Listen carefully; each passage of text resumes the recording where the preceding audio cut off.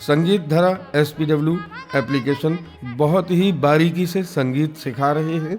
घर बैठे आप ऑनलाइन कैमरे के माध्यम से आप हमसे लाइव क्लास जुड़ सकते हैं, है ना। और बिल्कुल इसमें ये ना सोचिएगा कि आपने उस टॉप 10 में या टॉप 5 में आप नहीं आए तो इसका मतलब मैं सिंगिंग छोड़ दूं। नहीं, यहां पे ये वो कंपटीशन नहीं है। मैं फिर बता रहा हूं, ये वो कंपटीशन नहीं है कि जिसमें अगर आप हारे हो तो आपका कुछ नहीं हो सकता है। नहीं, इसमें ये वो कंपटीशन है जिसमें हारे भी हो या जीते भी हो तब भी आप में कमी और खामी और खूबी सब थी, लेकिन उसे सुधारा जा सकता है और वो भी हम ही सुधारेंगे, है कि नहीं। तो इसके लिए तैयार रहना कि जो भी खामी बताई जाए तो एक्सेप्ट करना है उसे कि हाँ ये मुझ में कमी है, इसे मैं सुधारूंगा। वो होना चाहिए। वो जज्बा अगर आप में नहीं है तो आप एक अच्छे शिष्य नहीं हैं। एक अच्छे शिष्य में सबसे पहला जज्बा, सबसे पहली स्पिरिट क्या होनी चाहिए कि उसमें एक्सेप्टेंस आनी चाहिए। एक्सेप्टेंस अगर आपके अंदर नहीं है तो एज ए ह्यूमन बीइंग भी आप कभी आगे नहीं बढ़ सकते। एक ऑब्जर्वेशन बता रहा हूं मैं अपना कि कई बार यह होता है कि एक्सेप्टेंस बच्चों में तो होती है, बड़ों में नहीं होती है। बड़ों को अगर मैंने अभी बता दिया कि तुम ये गलत कर रहे हो तो वो एक्सेप्ट नहीं कर पाएंगे।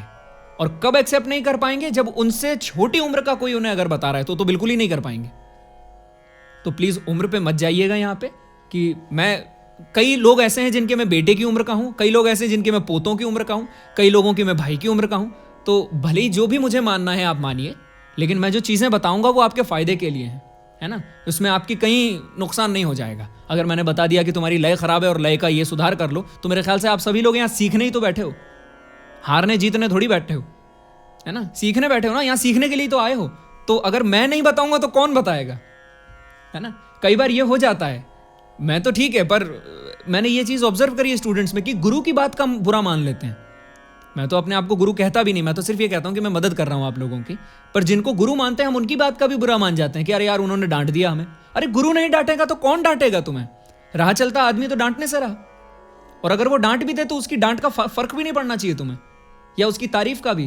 मैं हमेशा कहता हूं संगीत के मुहावरा, मैंने ये मुहावरा संगीत का मैंने ही बनाया, इजाद किया है कि अपनी हथौड़ी अपने हाथ होनी चाहिए। ये मेरा बनाया हुआ मुहावरा है, संगीत का मुहावरा है। आपने मुहावरे भाषा में तो बहुत सुने हैं, लेकिन ये संगीत का मुहावरा है कि अपनी हथौड़ी अपने हाथ। अब इसको समझो, कैसे समझोगे? हथौड़ी क्या काम आती है संगीत में? तबला ट्यून करने के लिए हथौड़ी का इस्तेमाल होता है। ट्यून कैसे होता है? ट्यून अगर आप तबले पर हैमर से ऊपर से मारते हैं, जो उसका गजरा है साइड में, तो तबले का पिच जो है चढ़ता है ऊपर। और अगर उन्हीं गट्टों को ऊपर करते हैं, यानी ऊपर की तरफ आप आघात करते हैं, तो उसका सुर उतर जाता है। तो ये वही बात हुई कि किसी ने आपको 4 बातें बोल दी तो आप चढ़ गए कि अरे वाह मैं तो बहुत बढ़िया गाता हूं मतलब। और जैसे ही 4 बुरी बातें बोल गई तो आप उतर गए कि अरे यार मैं तो फिर कुछ कर ही नहीं सकता, है ना। तो ये नहीं होना चाहिए। अपनी हथौड़ी अपने हाथ, कि भैया हर कोई मुझे ट्यून नहीं कर सकता, मैं ही अपने आप को ट्यून कर सकता हूं सिर्फ।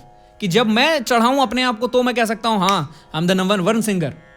और जब मैं चाहूं अपने आप को उतार सकता हूं कि नहीं यार मुझे अभी खामियां हैं। ठीक है, तो अपनी हथौड़ी अपने हाथ। मैं सोच रहा हूँ व्याकरण वालों से बात करूँ, हिंदी व्याकरण वालों से, और ये इन्वॉल्व करवाऊँ किताबों में। ये मुहावरा बच्चों को सिखाओ जाके, ये भी अच्छा है भाई। तालमेल भी तो संगीत ही है। ये जो लोग कहते हैं ना कि भाई अरे आपस में तालमेल बनाए रखो, ये भी एक तरह से मुहावरा है। तो ये भी तो संगीत का ही मुहावरा है। ताल मतलब जो आप जिस ताल में आप गाते हैं वो रिदम साइकिल आपकी, और मेल यानी थाट यानी सुर। तो भाई सुर लय ताल मिले हुए नहीं है आपस में इनके, इसीलिए झगड़े होते रहते हैं, तालमेल बराबर नहीं है इनका। तो ये भी तो संगीत का मुहावरा है। तो ये वाला मुहावरा क्यों नहीं किताबों में आ सकता कि अपनी हथौड़ी अपने हाथ? ठीक है, खैर।